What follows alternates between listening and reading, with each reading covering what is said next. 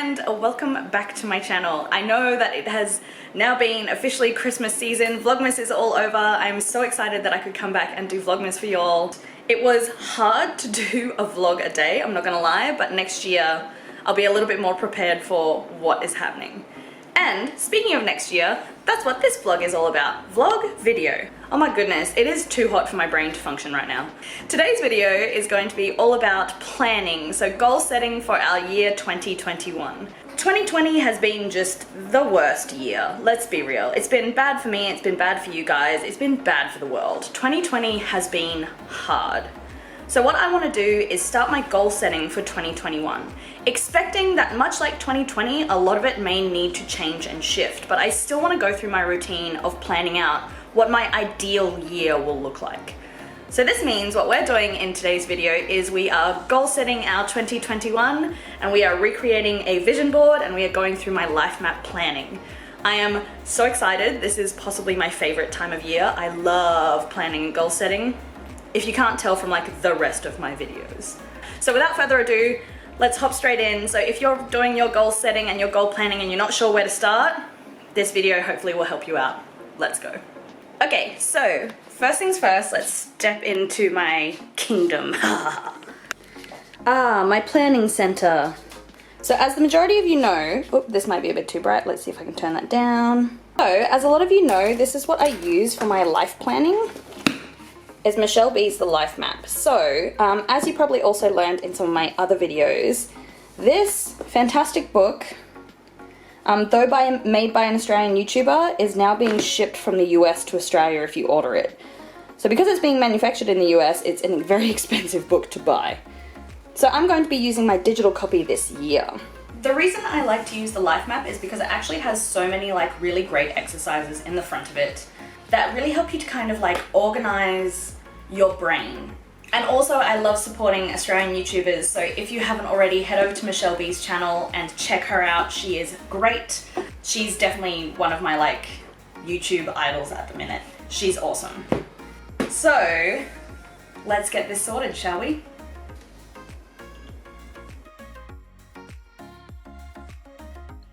The first section of your planning is of course to look back over the past 12 months.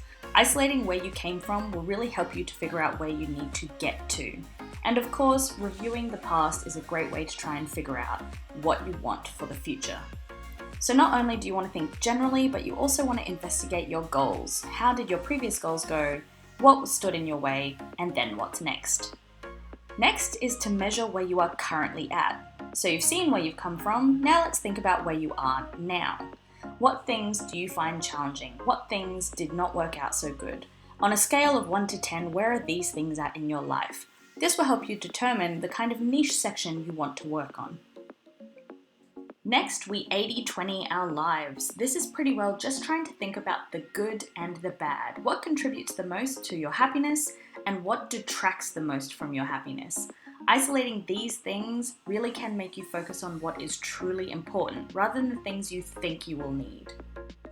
I really love these activities because it does make you realize some of the stuff that is most important to work on, and usually it's stuff that you don't imagine it will be.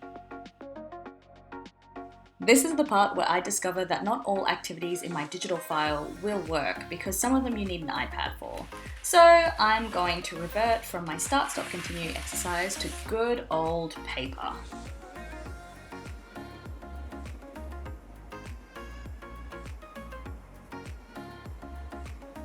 So this is actually one of my favorite exercises, and because there are so many, I'll just stop on a couple of my favorites. This is called a start, stop, continue exercise. So what you do in it is you write the things you would like to start, stop, and continue. So a couple of my main things really are probably going to end up being my overall goals.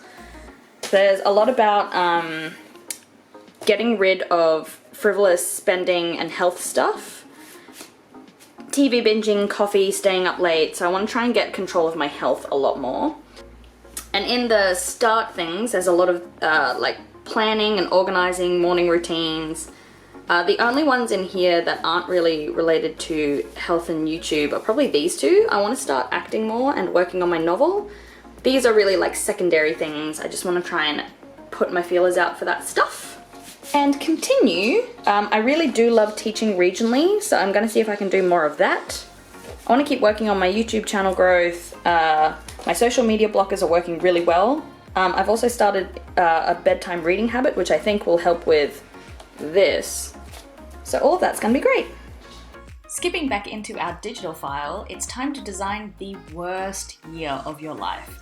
I really like these because I think it's really easy for us to always want to design our best year and not realize some of the stuff that can impact it the most. In designing your worst year, it makes you think about the flip coin of this. What's the stuff that would make your year the worst? And then find methods to avoid this. The next section in the book is all about lists to change your life. So because we already made an adventure list, I didn't really need to focus on those so much, but there were still a lot of things that I want to read, that I want to learn, people I want to connect with, and this is a great section to be able to list all of that stuff down. These, of course, will end up being your little tiny mini goals throughout the year. As you can see, a lot of my list that is connecting to people is YouTubers I want to connect with, but I have left a big, huge blank space to get real people that I want to connect with as well.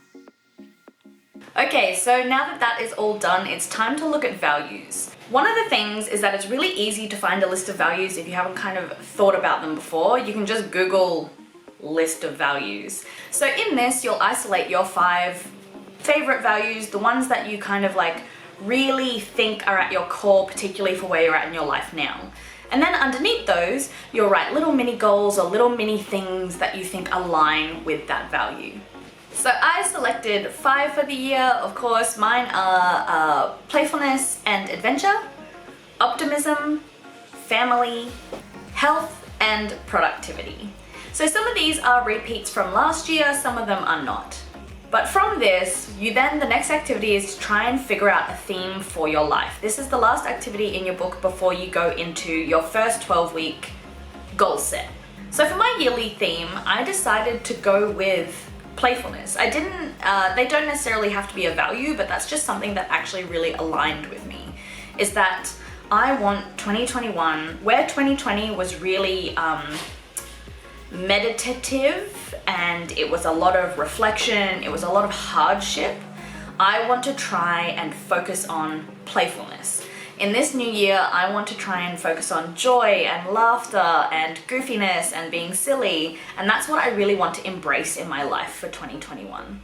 So now that that is sorted, the next activity is to look at your big vision. So this covers off a lot of stuff. This covers off physically, mentally, spiritually, your home. However, this is another one that I discovered I cannot do on my laptop. So it's another, let's write it out in real time.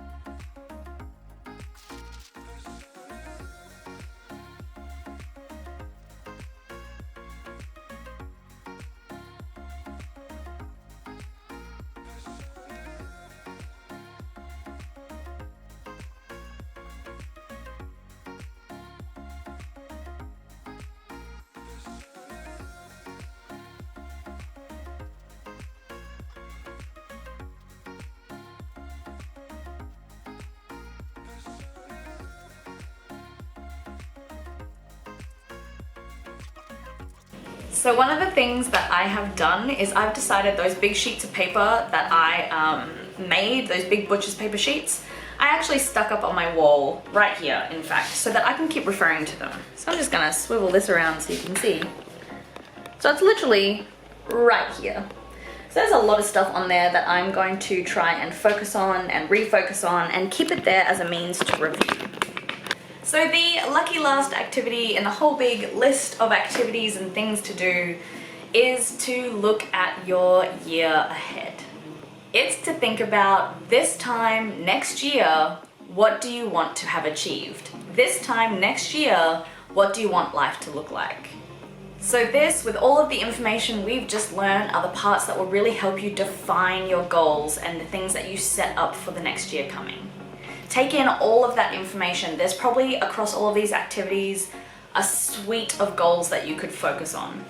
And there's also another section in here which is all about your first 12-week challenge, I guess, which will focus double down on these goals and kind of break them down a little bit more and find how I got to these couple. But for the first section, I really want to focus on my body dysmorphia because it has plagued me for so long. You've probably seen in a lot of this stuff it pop up a lot. So it's both a mental health and a physical health issue, and I want to try and get that on the road to recovery this year, knowing full well that it may take many, many years. So the other one that I really super want to focus on is adventuring. That was going to be my 2020 goal. I've decided to keep that one in there. My 2020 goal was like big, huge, massive adventures, which then when the world went into COVID, just went whoosh. There was no chance. Australia closed their borders. A lot of our state borders also closed, so you couldn't travel interstate either, and you definitely couldn't travel internationally. So with that still being a thing, I still wanted to focus on adventures because I'm going to peel that adventures into a different realm. I want to look at day-to-day adventures. This is why Alex and I made our big adventures list. So we want to tick off stuff around our city. We want to go on go to the movies, plan events with friends, do these little mini things, stuff that is just in our own backyard. So that one's a big core one for me because of course my yearly theme is playfulness. So not only to incorporate that into my kind of attitude, but to also then put that into my spare time. So with that, what we haven't gotten to yet is my vision board. However, I think that this video may be going long enough, and I think a lot of my vision board will look the same. This, you may recognize, is my 2020 vision board. So a lot of it, because travel was relatively locked down, will stay the same. I still want to do all of this traveling stuff with my husband and dog. And then these little goals, which are still real. I would still like to get a handstand at some point in the year because I got so close before I had to go in for emergency surgery. And again, my 1,000 goal was really hard this year because it was hard to do anything this year. So I'm going to keep these relatively the same, but I will redesign it to make it prettier because new year, new look. So if you're looking at doing goal setting for the new year, absolutely do it. I still think that even though it's a tough year and we don't know what 2021 will bring, it can't hurt to have a vision for how your ideal year will go. Just be gentle with yourself if goals don't come to fruition because we don't know what's going to happen still. We don't know how much things might spread or mutate and all that horrible stuff. We don't know when borders will open. We don't know when borders will close. In that vein, plan for a life that you would want, a life that you would love to lead, but be gentle with yourself if you can't get there this year. Merry 2021, everyone. I will see you in the next one. Peace.